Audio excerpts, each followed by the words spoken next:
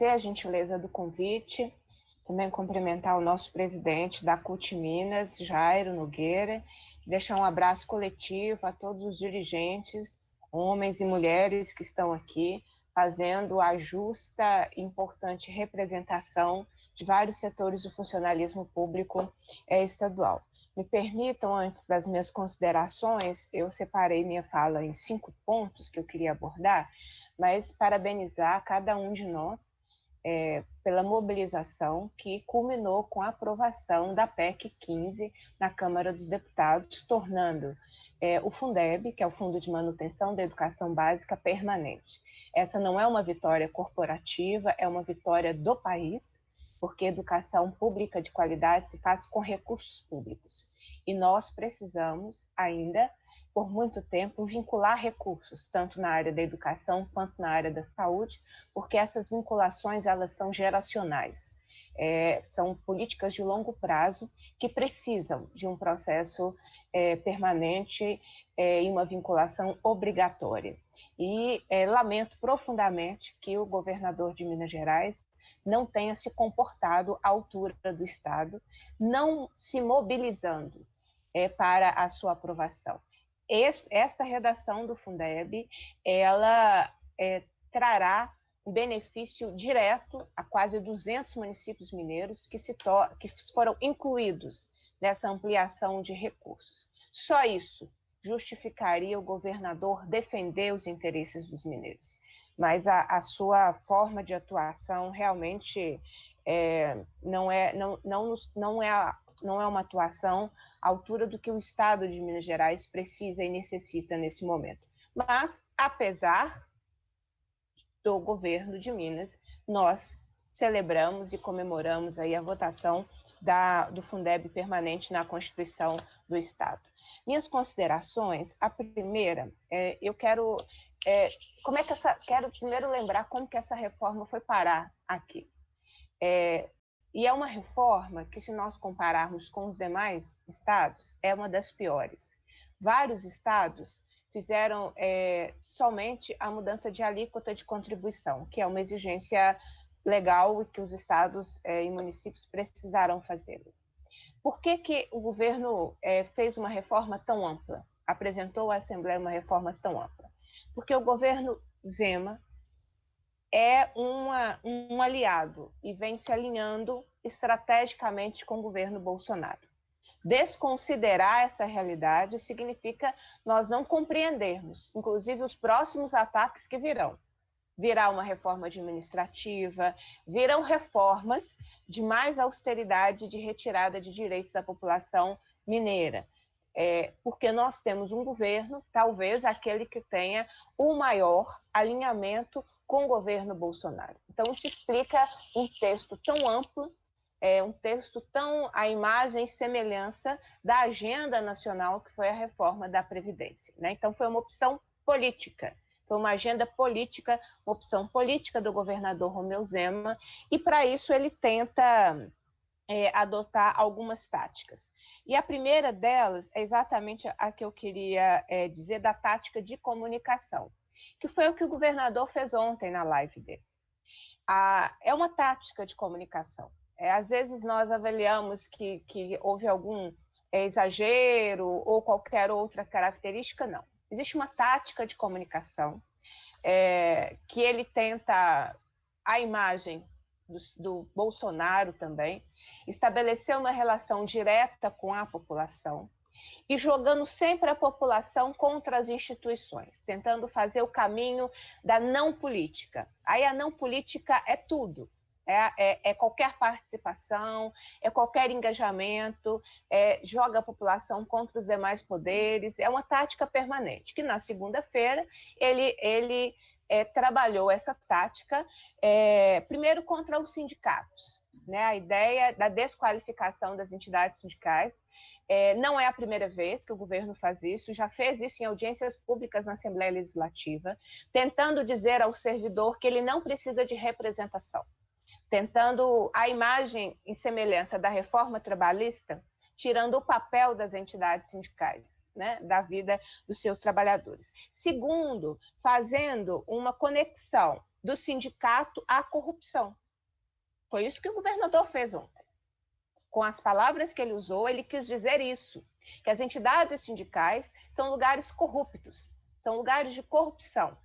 E, portanto, se são lugares de corrupção, não devem ter credibilidade junto aos servidores e à população. Foi isso que o governador fez ontem. É gravíssimo. É gravíssimo quando é o governador que ataca instituições, porque o sindicato é uma representação institucional da sua categoria, mas ele tenta fazer essa conexão para desacreditar, porque se as pessoas não acreditarem no que a Denise está dizendo sobre a reforma da Previdência e o impacto para as professoras, se as pessoas não acreditarem no que o Carlinhos Dasteng disse na Assembleia Legislativa sobre a realidade dos servidores da saúde, se as pessoas não acreditarem, o governo começa a ganhar terreno na disputa de opinião sobre uma reforma que é péssima, desnecessária, não vai resolver o problema do Estado, mas ganha na disputa da opinião pública. Então, de fato, é preciso ter uma reação à altura da agressão, porque essa tática de comunicação do governador, de sempre jogar a população, e ele, na semana anterior, ele havia feito isso, né? Jogando diretamente contra os servidores. Aí, a turma do governador analisou que não foi um bom eixo diretamente contra um servidor. Então, essa semana foi contra os sindicatos, porque na semana anterior não pegou. As pessoas defendem as suas professoras. As pessoas defendem as suas técnicas de enfermagem. As pessoas sabem que as pessoas estão perdendo a vida por estarem no serviço público. Então, existe um respeito na relação com o serviço público aqui no nosso estado. Então, dizer que a maioria dos servidores ganham R$10 mil e que, portanto, é uma reforma necessária, não é a realidade da administração direta do funcionalismo. A maioria do funcionalismo não ganha R$10 mil, tanto é que dados do próprio governo do estado demonstram que 83% da administração, do funcionalismo da administração direta ficará no percentual de 14%. Esse dado do governo já demonstra os baixos salários. Mas então, assim, eu queria fazer um alerta, porque é uma tática de comunicação, né, que ele vem adotando sistematicamente para tentar jogar sempre a opinião pública contra, né, um grupo social, e nesse momento contra os servidores e atacando as suas entidades sindicais. Isso pelo terceiro ponto que eu quero abordar. É um governo de cunho autoritário. A gente conversa pouco sobre o perfil do governo Zema, porque a gente tem sempre uma dinâmica nacional, a polarização é nacional, é um governo de cunho autoritário. É isso que explica ele não ter feito nenhuma reunião com as entidades sindicais, porque ele não consegue administrar a diferença, ele não consegue encarar um conflito de posições, ele não consegue respeitar a diversidade. Então, isso é gravíssimo. É gravíssimo. Agora é com os servidores. Mas ontem ele já jogou o povo contra a Assembleia Legislativa. Anteontem, ele vai permanentemente fazendo esse processo. Sempre é o bom moço que quer consertar Minas, mas a gente não deixa. Então, você tem a construção do mito do bom moço do interior que largou a sua seu bem-sucedido empreendimento, mas o sistema não permite que ele faça um bom trabalho. Então, esse cunho autoritário de desconhecer e desrespeitar quem pensa diferente, as instituições que pensam diferente, é algo que merece o nosso alerta. E para finalizar, os meus dois últimos pontos. A situação de Minas Gerais, qual é a reforma necessária? Porque o governo está construindo um discurso de que há déficit, eu não vou entrar nisso porque tem muita gente competente aqui nessa live que vai fazer esse debate melhor do que eu, de que sem essa reforma Minas não tem futuro. Não é verdade. Essa reforma não trará recursos para Minas Gerais, de modo a resolver qualquer problema fiscal que Minas tem. Não trará.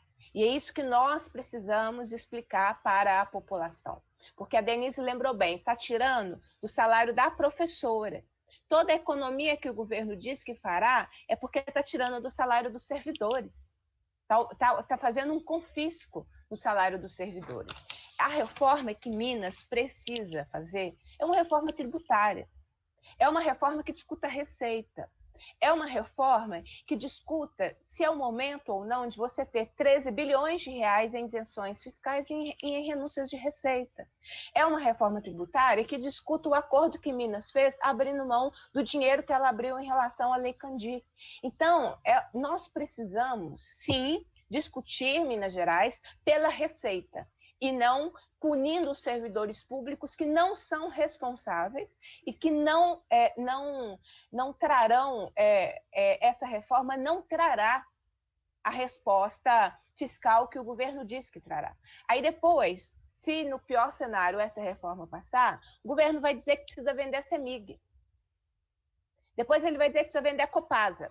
E aí nós vamos transformar o Estado numa grande liquidação das lojas EMA. É isso que se transformará o Estado, porque permanentemente precisará vender alguma coisa. Essa é a dinâmica que o governo está nos colocando. E para finalizar, o papel do legislativo.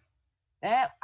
O governo tinha um plano de uma votação rápida, ampla, e ele não foi vitorioso nesse plano. Primeiro que a votação não foi ampla, teve um desmembramento da reforma da Previdência e da reforma administrativa.